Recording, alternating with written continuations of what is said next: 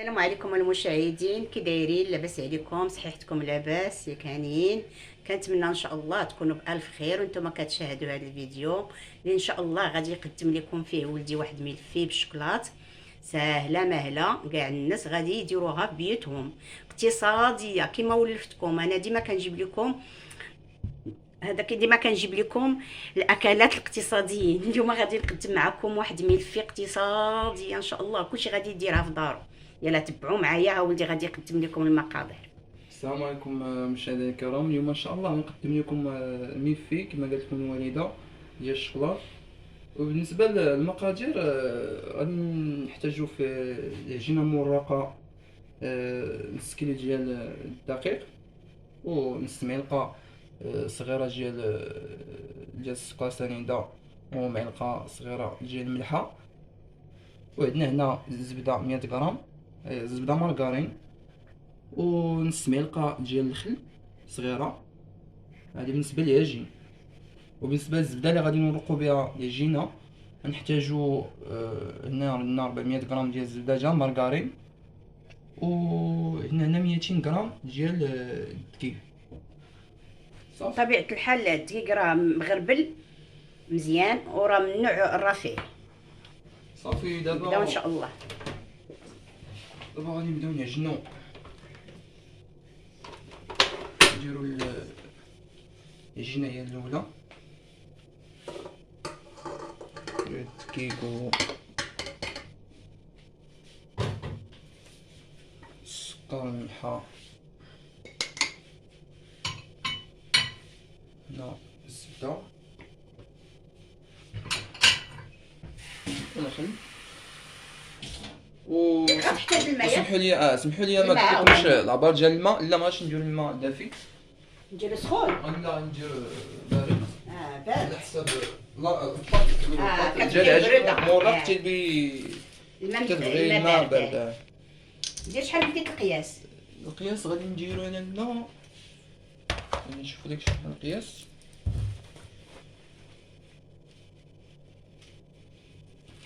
هادي عبر لكم دابا القياس ديال الماء باش غادي غادي نديرو تخلط. 100، نقول لي 180 غرام ديال الماء. الماء من الثلاجه يكون بارد مزيان باش العجينه كتكون واقفه مع كتكون تخدم بالزبده. خصها تكون العجينه الماء بارد. الماء ديال الثلاجة بارد.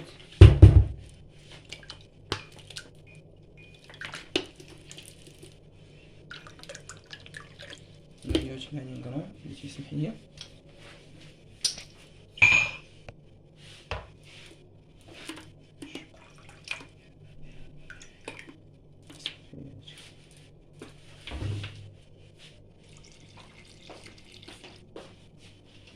صافي. المهم تنخليو العجينه ديالنا تطيب.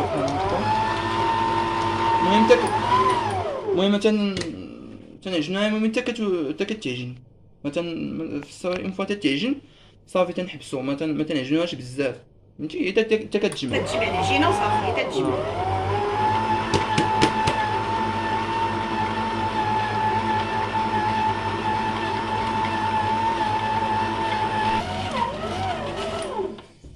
المهم كما كتشاهدوا هي العجينه راه صافي تجمعات. المهم هي كتجمع لنا عجينتنا مع ديك الزبده والطحين، ماشي كتدلك بزاف، هي كتجمع كنحسوا بها تجمعات وكنحيدوها باش صافي. تنخليوها هنايا وتنديرو دابا تنديرو الزبده مارغرين مع الدقيق حتى هما تيعجنوا حتى كيتخلطوا بعضياتهم بحال هادشي.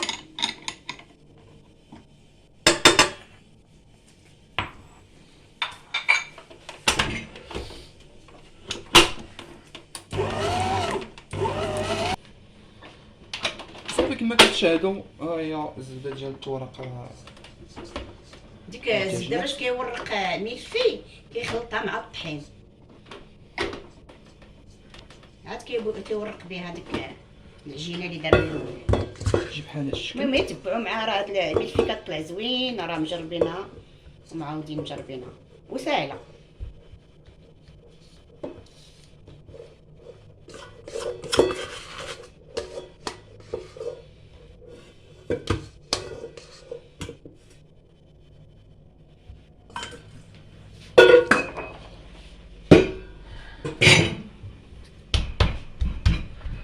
صافي كنحاولوا نصاوبوها بحال هاد الشكل هاد لا فورم هذا، على الشكل مربع. نخليوه هنا في الجنب، كنصاوبو العجينه ديالنا باش ندخلو ديك الزبده في وسط العجينه. نجيبو الدقيق، هاديك الدقيقه هما راه خلي ليها تما. نديرو بحال هاد الشكل هاكا صافي. كنجيبو شويه د الدقيق ونحاولوا نصاوبوا العجينه على هاد الشكل هذا.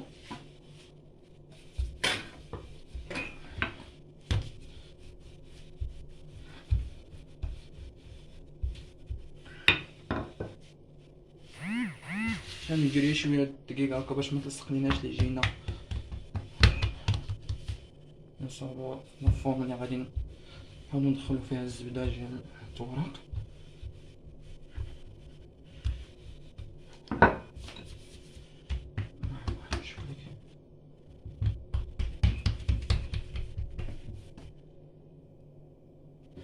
خصها واحد شويه ديال الضو.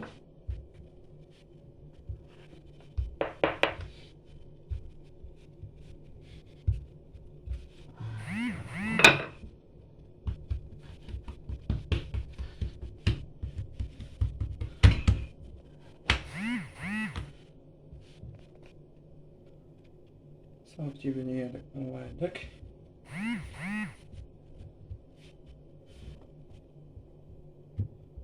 صافي بهذا الشكل.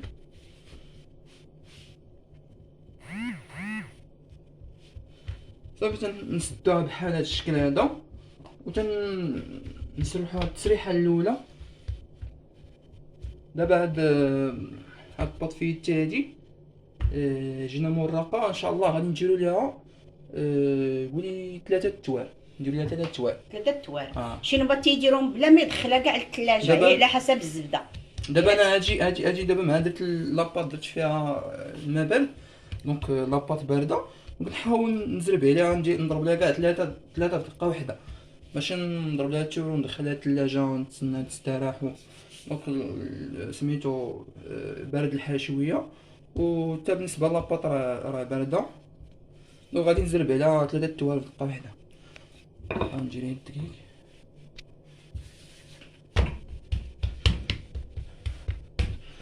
غندير لها الطول شويه.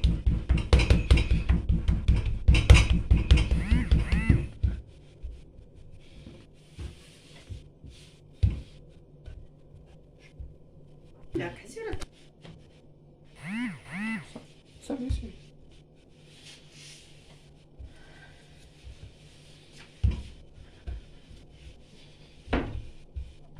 المهم تنسرحها بشويه بشويه باش ما تقطعش لينا العجينه وما ما تخرجش الزبده.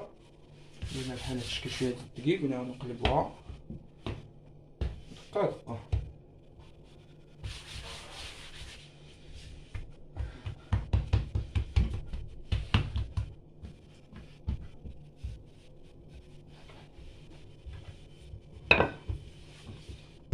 هي الصراحه الا صوبتي هاد العجينه مرقه في الدار كيكون حسن ما تشريهاش. صراحه انا كتعجبني اللي مصوبه في الدار على ديال الشرا، وسهله ماشي شي حاجه صعيبه. لا ما فيهاش شي حاجه صعيبه. 3 توار كضربيهم لها غير على برا بلا ما تدخلها للثلاجه. المهم فاش نسرحوها كنديرو لها بحال هاد الشكل هذا فاش في الطويه، ندير لها بحال هاد الشكل. تنعاودو التسريحه الثانيه. دابا درنا التسريحه الاولى هي هادي، والتسريحه الثانيه اللي غادي نديرو دابا، وتبقى لنا ان شاء الله التسريحه الاخرى.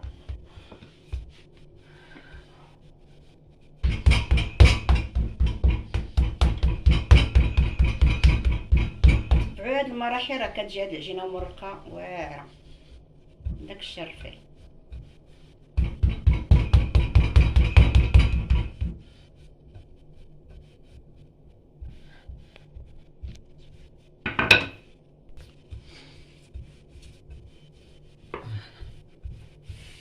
نعاودو نمشيو دقه دقه يعني العجينه بحال هكا، نعاودو نديرو لها نفس الطويه اللي درنا في الاول.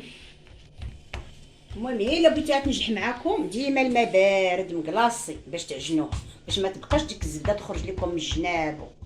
ما تعذبكمش. خاصة دابا مع الصيف.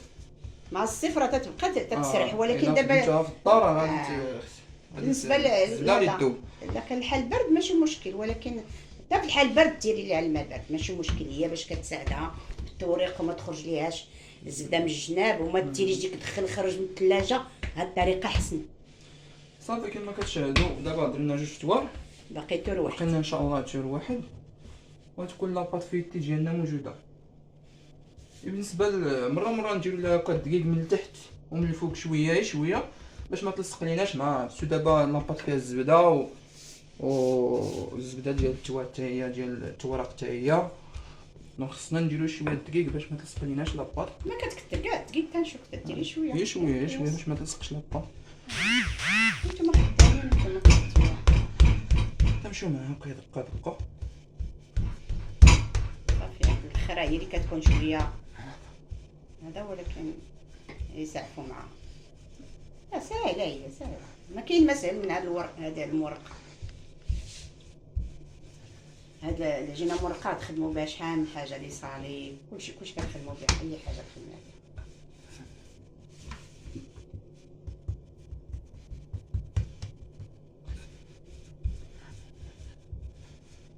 ثلاثة. صافي كما كتشاهدوا هذا ان شاء الله هو التور الاخر. ندير ليه حتى هو نفس الطويه درنا هذوك الاولين. نحاول نزيدو غير الدقيق شي اللي بقى في الجناب ديال الدقيق باش تلصق لينا لاباط مع بعضياتها.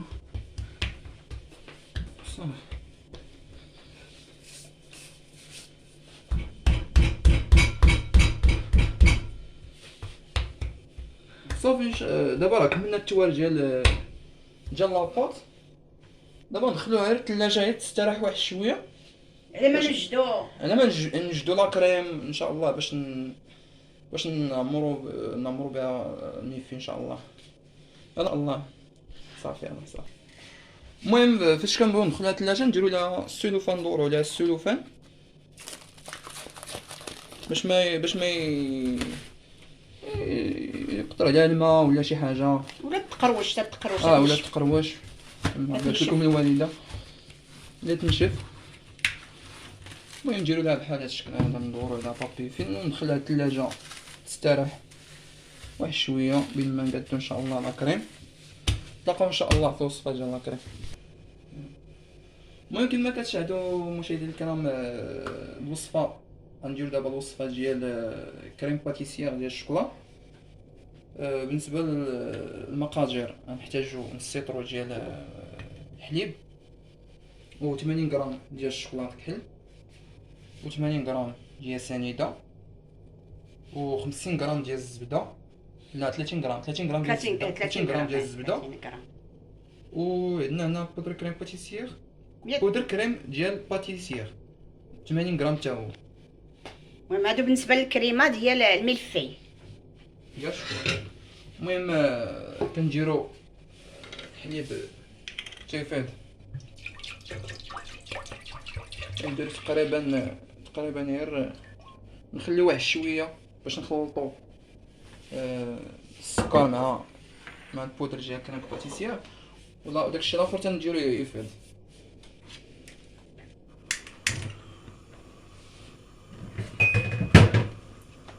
عشان ما شي حاجه نخلط راه هاديك نيزه لا ديك قليله صغيره زين راه هاديك بسينه.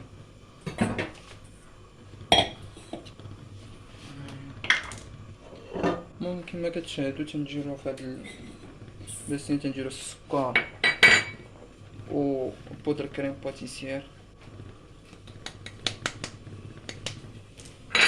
وهاد شويه الحليب اللي بقى لينا كلشي كنخلطو هنايا.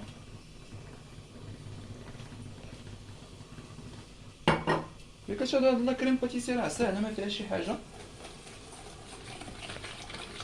نخلطو بحال هاد الشكل شويه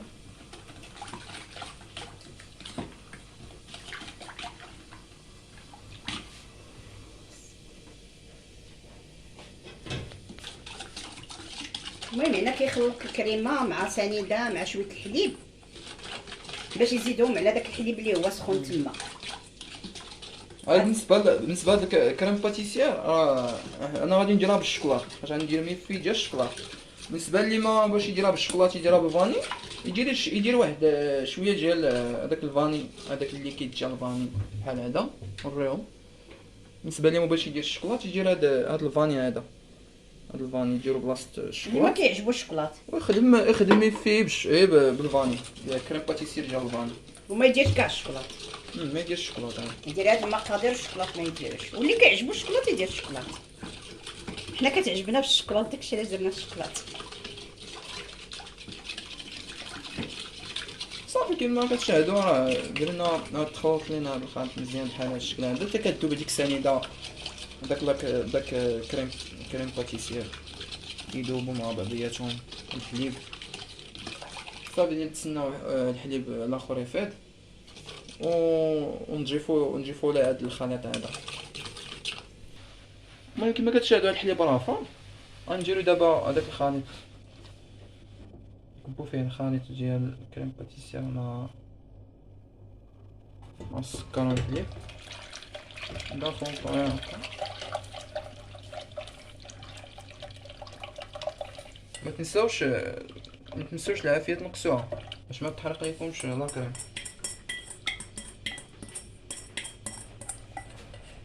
هاكا هو ومع التحراكي مزيان باش ما تسخليكمش لا كريم. تحراك المستمر ما تغفلوش عليها. راهي شويه كتجمع كريم باتيسير كلشي كيعرف يصاوبها. المهم بالنسبه للمبتدئات هما كلشي كيعرف يدير كريم باتيسير.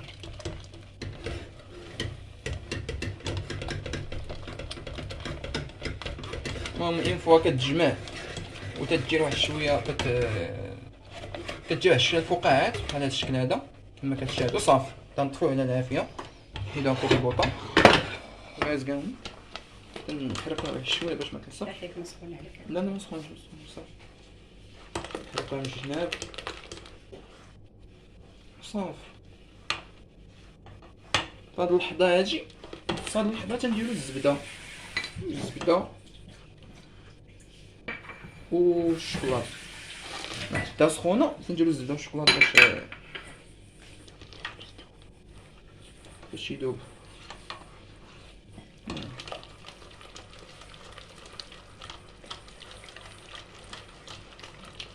خليت مولا دير هاد السكر. بنديرها في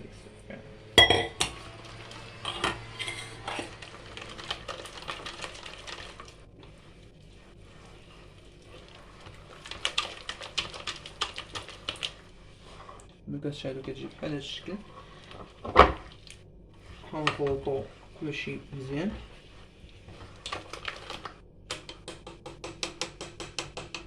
وين هاديك المريض.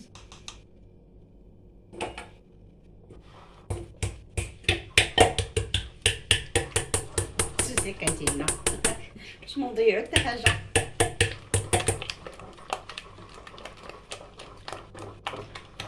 هي كما كتشاهدوا لا كريم كتجينا بحال هاد الشكل هذا كتجي ليس وواضحه. المهم تنصبوها في شي اناء باش ندخلوها للثلاجه تبرد.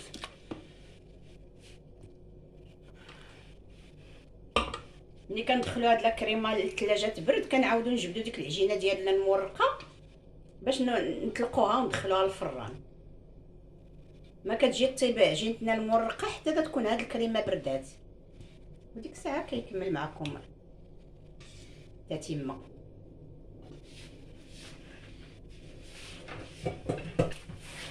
المهم هذا بالنسبه للاكريم نغطيوها بحال هاد الشكل هذا باش ديرش القشره ما تجيش القشره. ندخلوها للثلاجه تبرد ونتلاقاو ان شاء الله معكم في لاباط فيتي. بالنسبه لاباط فيتا خرجناها من الثلاجه دابا نسرحوها.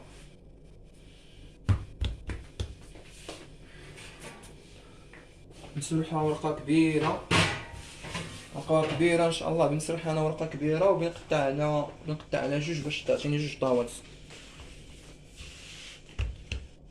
المهم اللي بيسرحها هكا كامله يسرحها، اللي يقطعها هكا على جوج ويسرح بوحده بوحده. المهم الطريقه اللي تجي ساهله آه. يديرها.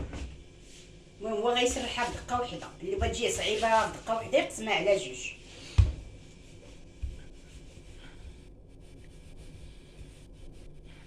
يا راه البابا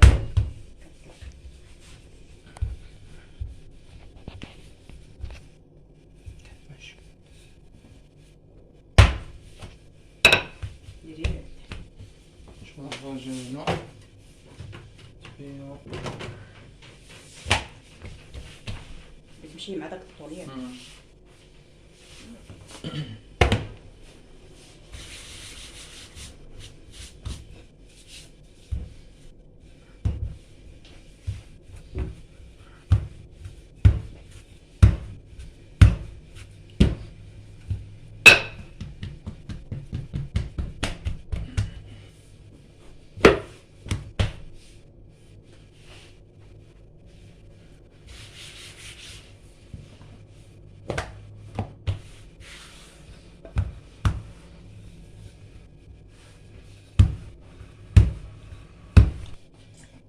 المهم كما كتشاهدوا بالنسبه لاباط راه سرحتها. وبالنسبه للسم كتجي بحال هذا تقريبا بحال هذا الشكل هذا مقياس هذاك تيجي بحال هذا المقياس هذا يكون رقيق. المهم تيجي بحال هذا السمك هذا بحال هذا المقياس. وصافي دابا غنجيوها في الطاوه ديالنا. المهم كتجيبوا الطاوه كتعبروا على القياس اللي عندكم في طاوتكم وكتقطعوا عليه. الا كانت عندكم طاوه كبيره راه غادي تحطوا لاباط كلها هي في الطاوه على جوج، ولا المهم المقياس اللي عندكم في الطاوه كتعبروا عليه وصافي.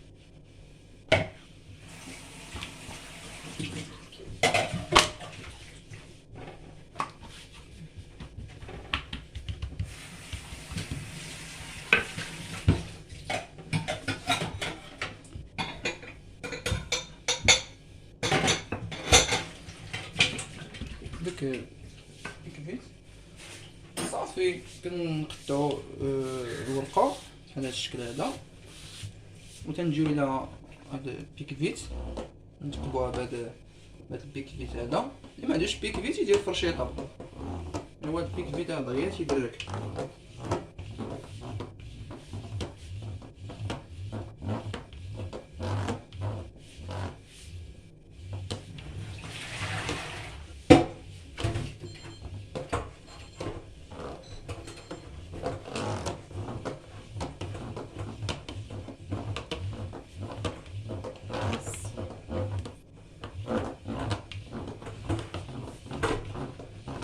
نحاولوا نتقبوها مزيان بحال هكا باش ما يتنفخو ليناش شي بلايص وبلايص ما يبقاو فهمتي، باش تجينا لاباط مقاده من كاع الجوايع.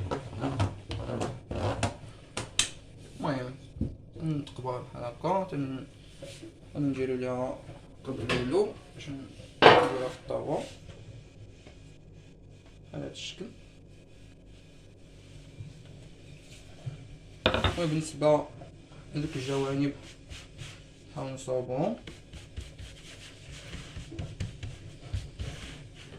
بالنسبة لهادوك الجناب الا شاطو لكم الجناب ما تضيعوهمش، جمعوهم كلهم وعاودوا المهم خليوهم عندكم في الكونجيلاتور تستعملوهم مرة أخرى. هاكا الا بغيتي ديرو شي صالي ولا ديرو شي حويجة أخرى دوك ما يضيعوش.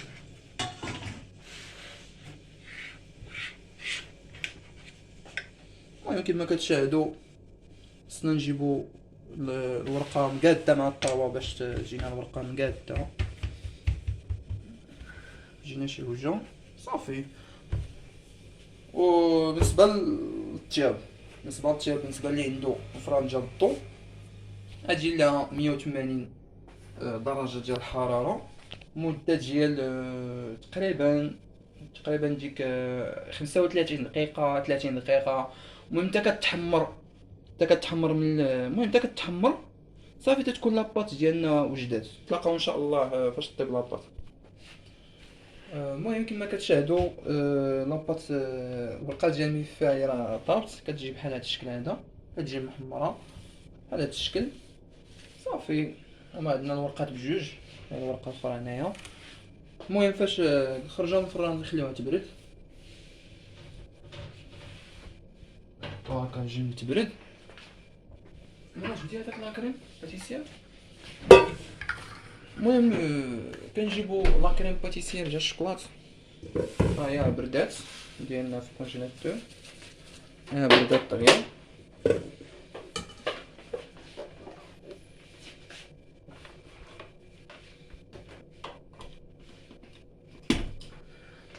المهم هاد لاكريم باتيسير تنخلطوها، انا بنخلطها بالباتور. اللي ما عندوش الباتور يخلطها غير بالفوي بيديه كما كتشاهد. ها هي تجي قاصحه تشرب بردات. نحاولوا نخلطوها باش تطلق، باش نقارنيو بها ميفي. شتي هما داك البانيت، هاتي البانيت حسن، هذاك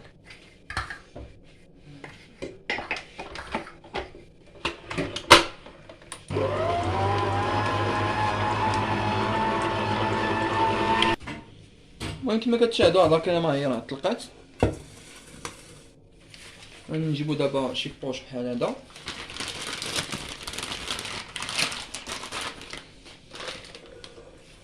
تنعمرو هاد لاكريم.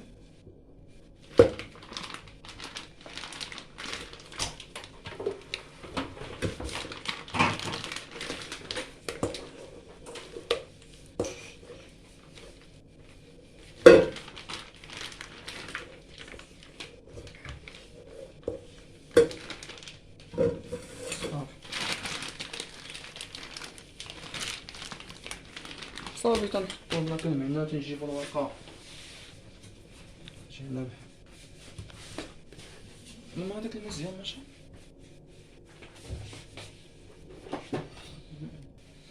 المهم غادي نحاولو نقطعو هاد الورقه على نص بهذا الشكل.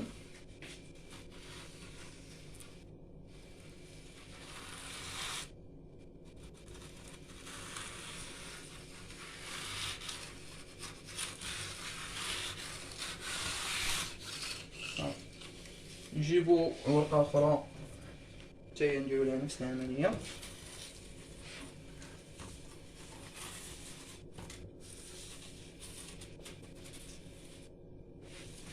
دابا انا ما عنديش لاكريم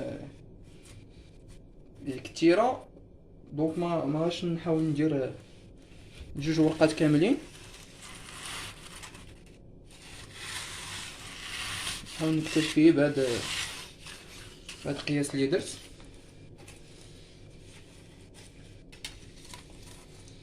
اجي نخليها نشوف الطرف هذا، نخليه حتى نشوف الا شاط ليا شي لاكريم ولا شي حاجه، نعاود نصاوب بها شي شويه. المهم نخدمو دابا بهاد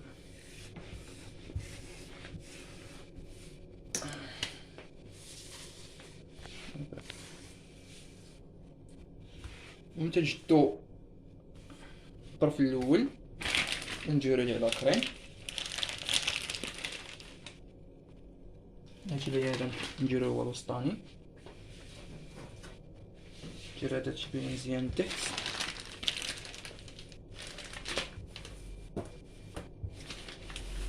نحيد ليه هاد الجناب هادو،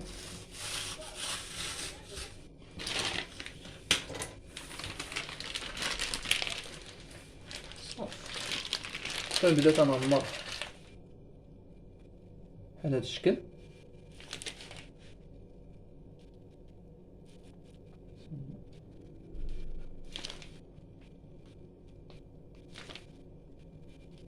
درتي ديك البن الفوسله، درتي ليه انت راه هذاك مقسم يسير شوف لي. غنزيد لك شويه شويه صافي.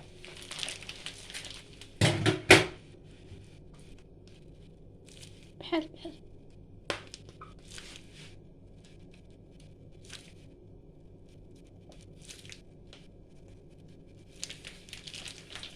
نبقاو غاديين هكا حتى تطعموا لاباط الاولى.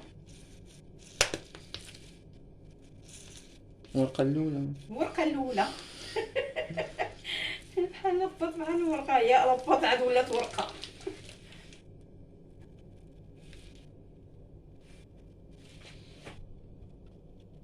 انا كنهضر عفوي، هذاك الشيء اللي جاب فمي تنقولو صافي، ما عادش يعلقوا عليا المشاهدين.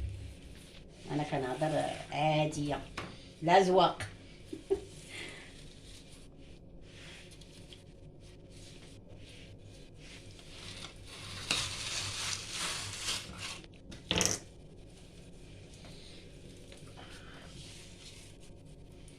تنديرو هاد الطرف الاخر، شوف هكا في الوسط. تنحاولوا نضغطوا شي شويه هكا على الورقه الوسطانيه باش تلصق مع ديك لاكريم اللي كاينه لتحت. هي شويه غير هكا، وتا الجناب كما كتشاهدوا حتى هما يعمروا بلاكريم حتى هما. باش كنضغط هكا الجناب توصلوا من لاكريم صافي.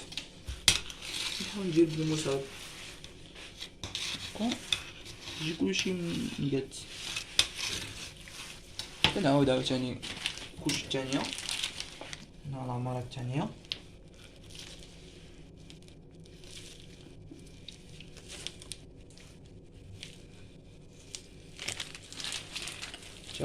تبان لي لاكريم باش تجينا لاصقه.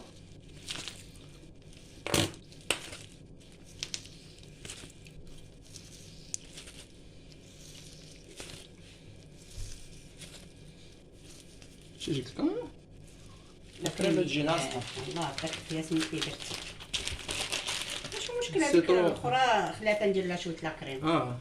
لا شاط لكم هكا الورقه، شاط لكم شي حاجه ديروا بها شي حتى مره اخرى وديروا بها عاوتاني صوبوا لها شي اكريم ولا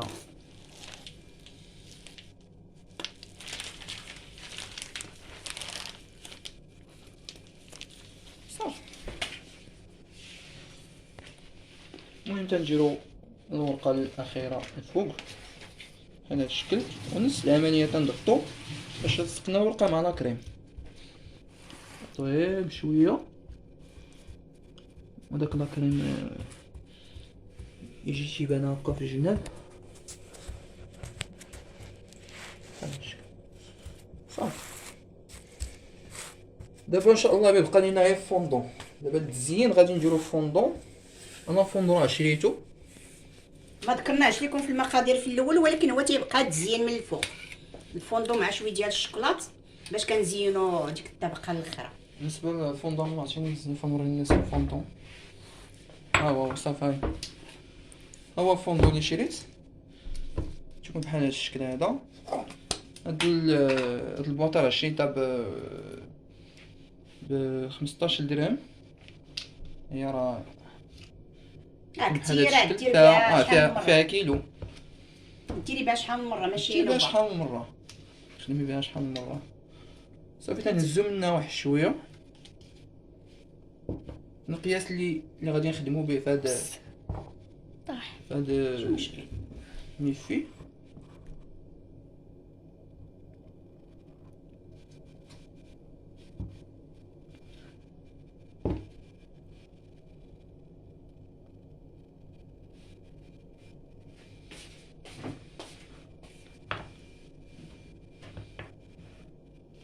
ندير فيه نقيطه الماء هذا الشكل وشويه ديال الشوكولات.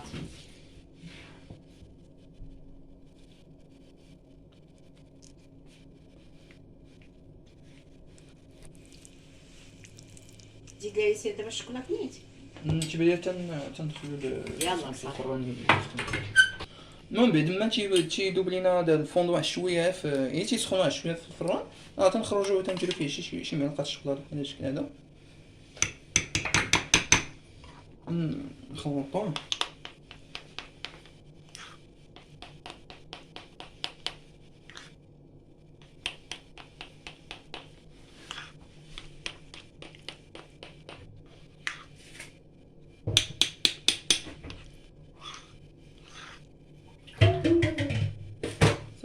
بهذا الشكل.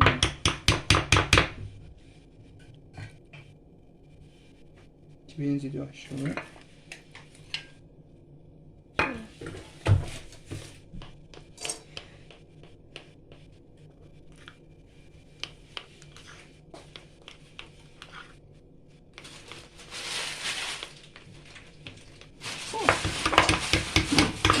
كنجيب واحد الكورني، كنصوب واحد الكورني بحال هذا، كورني هذا تنديرو فيه الشوكولات باش نزينو به فوق الفون. كما كتشاهدوا عندنا كلشي موجود باش نزينو هاد الميفي. نجدو الفوندون كل شويه نديرو هو الاول، درناه في الفران كان سخون، بقى شاد السخونيه ودرناه فيه حتى تطلق. وهذا اللي بغا يديرو في الميكرووند يديرو في الميكرووند تيطلق تيجي مزيان.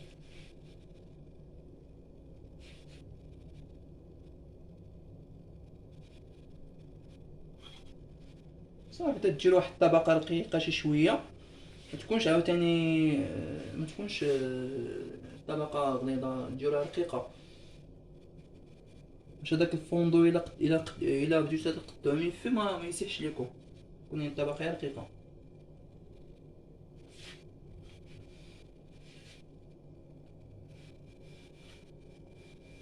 بهذا الشكل هذا صافي. باش نساليو التسريح ديال الفوندون كنديرو الشوكولات، كورني ديال الشوكولات نخدموه بحال هذا الشكل.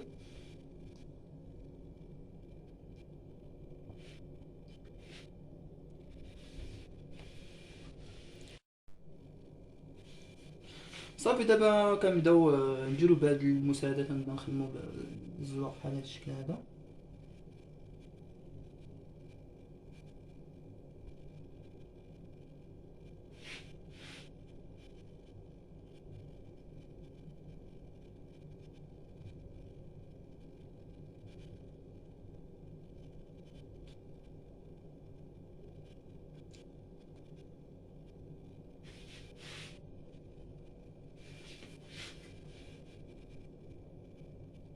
ملي كتشرطو هكا نيا القدام كتعاودو ثاني العكس،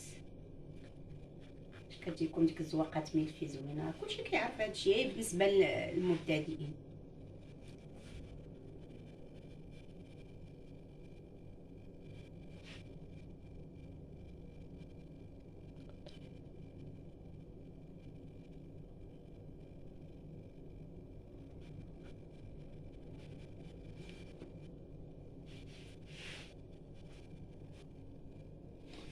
صافي دابا فاش غنكملو الفينيسيون ندخلوها الكونجيناتور اللي كتشد واحد شويه في راسها، وان شاء الله نبداو نقطعوها. صافي بعد ما دخلنا ميفي بردات واحد شويه في الكونجيناتور، واحد شويه، واحد 10 دقائق حتى ربع ساعه. المهم كيشد هذاك الفوندو شويه في راسو، غنبداو دابا نقطعوها بحال هذا الشكل. نحيدو الجناب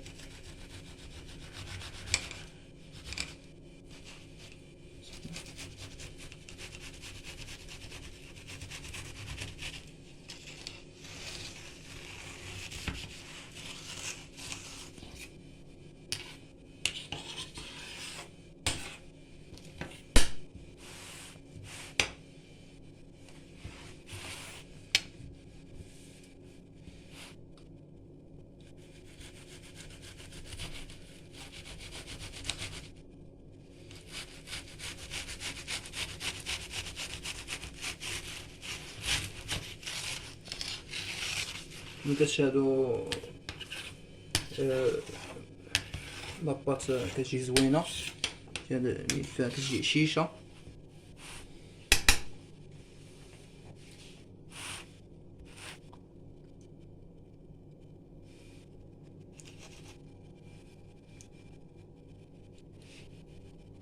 ها نجد لابا. المهم تقطعوا نتوما القياس اللي بغيتو، بالنسبه خليوه لكم كيما بغيتو. ماشي مشكل. بغيتوها طويله، بغيتوها مربعه، بغيتوها على الشكل اللي بغيتو قطعوها.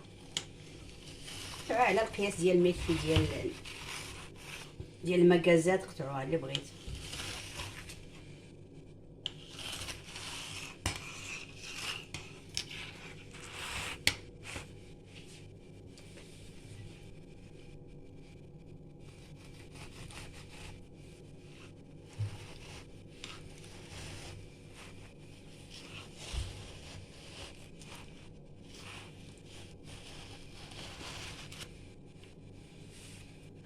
ومني كتقطعوا كتعاودوا تمسحوا الموس باش ما يخليش لكم داك لاطراس الفوق. كل قطعه مسحوا الموس.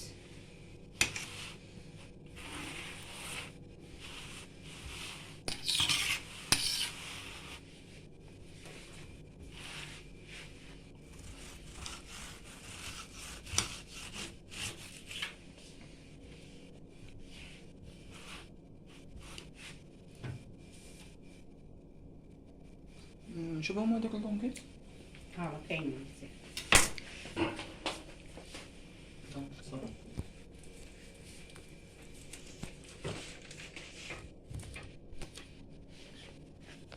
وحنا بغينا نحاولوا نشدو العبار على حساب هاد اللونكيت هادو، حنا بغينا نديرهم في هاد اللونكيت.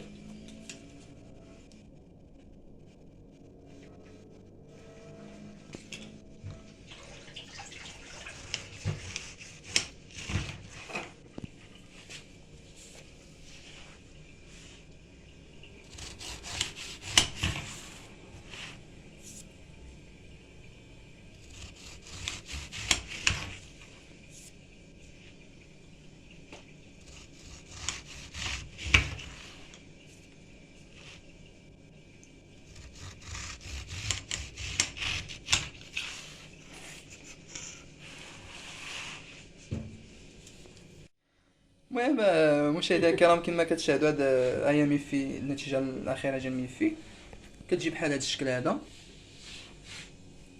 راه خرجت لنا كثر من هذا الشيء، راه شي حاجه درتها في الثلاجه، راه تبارك الله كتخرج. المهم غير تبعوا هذه الطريقه هذه وراه زوينه وسهله وطريقه مبسطه، والله يسر لكم جربوها في ديوركم وتنجح معكم ان شاء الله باذن الله.